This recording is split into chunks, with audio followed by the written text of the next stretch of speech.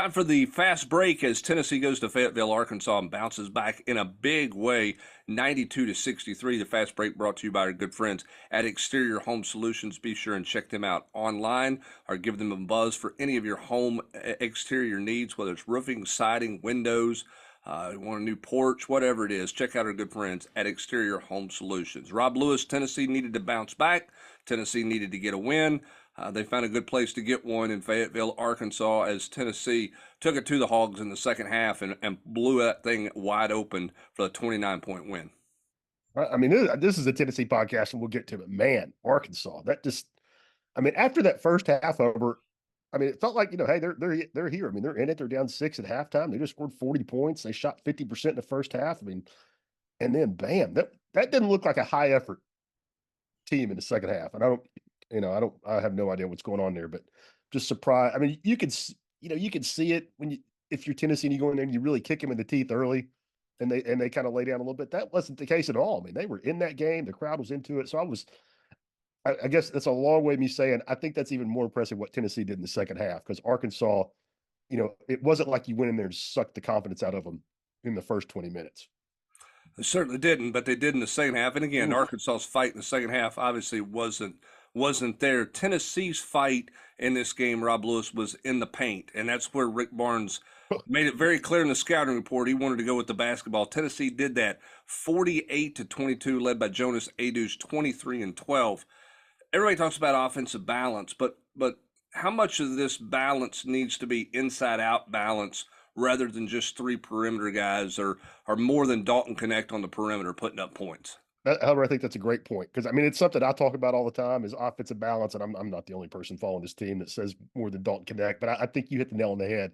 It's different if it's Dalton Connect, Sagai Ziegler, and Jordan Gainey than it is Adu has got to be a part of that to me. I mean, I think you saw that tonight. It's an extreme example, but how much it opened everything up, and how many easy buckets did he get, because doubling the post is not an option when you play Tennessee. I mean, you can front it and work hard to deny it with ball pressure on perimeter, but nobody is ever doubling Jonas Adu. I mean, not with the shooters, that Tennessee could put out there. So I think that's a great distinction you make, that, and it's putting a lot on Jonas. I mean, he didn't have to score 23, but he's got to be a factor. He's got to be a presence. And it was abundantly clear that the head coach had told his team that, hey, that ball's going inside tonight. I mean, I'll have to go back and look, but Jonas had 14 shot attempts tonight. That's the most in quite some time. I mean, there was a stretch where he was routinely getting into double digits in field goal attempts, but tonight he was more aggressive than he has been for a good little bit. Yeah, and he had I think 3 or 4 dunks in the game, and I mean he missed one what I would consider a bunny. I thought one that he should have made that he didn't make, but other than that, his misses were tough misses. I find Adu interesting because he had a really nice first half at A&M, and then really no-showed in the second half. I think he had 6 points, 5 rebounds in the first half, and in the second half wasn't a factor. It felt like he was in it for 40 minutes tonight all the way through, ran the floor harder, Rob, and got himself in a better position. Can Rick Barnes and this staff find the consistency from that end? I don't mean 23-12, but can they find the consistency they need with Adu down the stretch here? Well, I don't know, and I think that's a great question, and I don't think it's a. I mean, it's not an effort thing with Jonas. I mean, Jonas cares, man. Promise you that. I mean, he's conscientious and he cares. I think sometimes he just, needs. He's the kind of kid that has to be prodded to, hey, you need to be you need to be assertive. I mean, you're one of the best guys on the team. I mean, don't defer. I mean, I think he's a kid that needs to be reminded of that a lot. And I couldn't agree with you more. It doesn't need to be 23 and 12, but it can't be 6-4 at all. Against good teams. He's got to show up and give them that. And I thought more than just Jonas inside. Tennessee. There was a concerted effort to put the ball on the floor and be aggressive and getting into the paint with the dribble drive. I mean, how many Dalton got to the rack multiple times tonight? Josiah Hubbard. First time in a long time I saw Josiah put it on the floor, get an and one, and convert it. And he did that in the first half. I thought that was significant. I mean, Tennessee scored 92 tonight, Hubbard.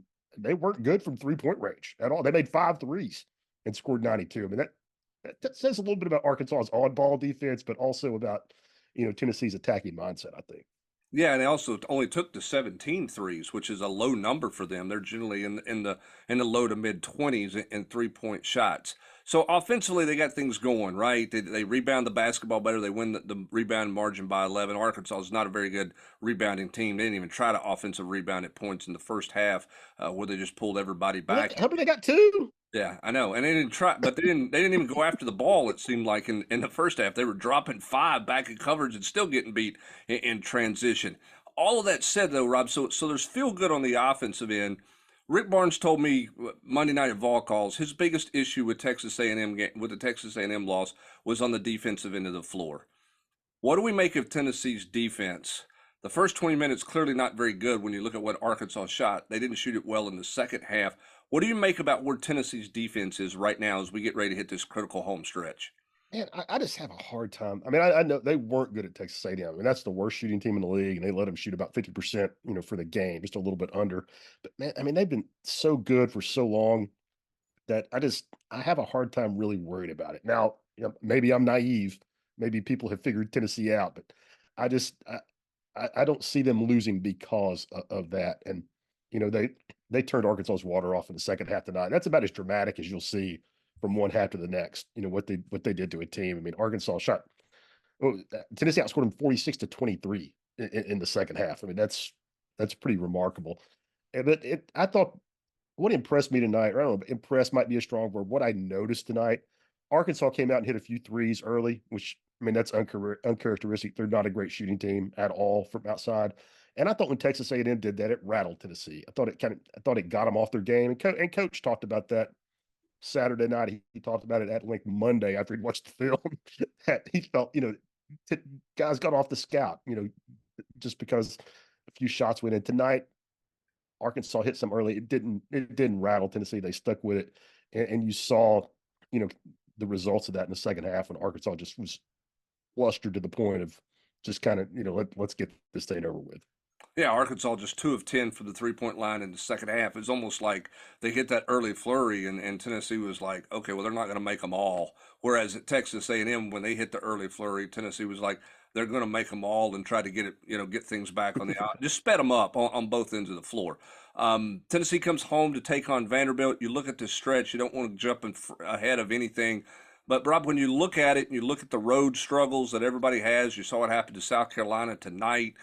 We saw what happened to Auburn at Florida, over the weekend. Everything's still in front of this Tennessee basketball team. What do you like about where they're at? What is your biggest question mark about them as they come back to the house to take on Vanderbilt?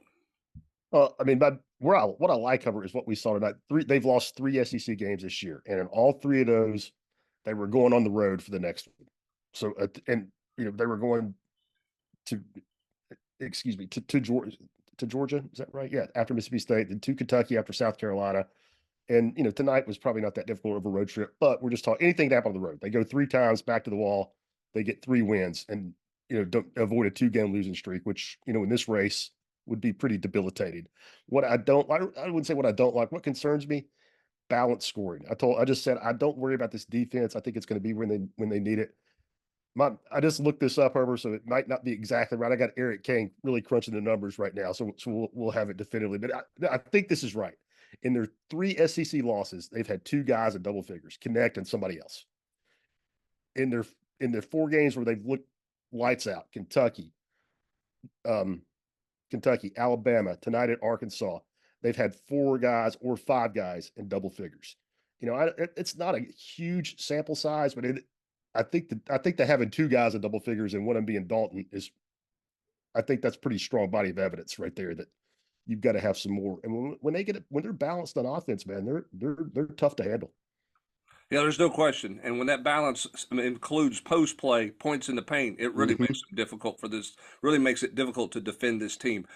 Important win for Tennessee. They had to get this one on the road. I know Arkansas is not very good, but Tennessee did what they needed to do, took care of business, and will come back home to take on Vanderbilt coming up next on Saturday at 6 o'clock for the Volunteers at the Food City Center. That's going to do it for this edition of the Fast Break. He is Rob Lewis. I'm Brent Hubbs. Thanks again to our good friends at Exterior Home Solutions. Your roof, it's the most important protection against nature for your home or your business. That's why I trust the experts at Exterior Home Solutions.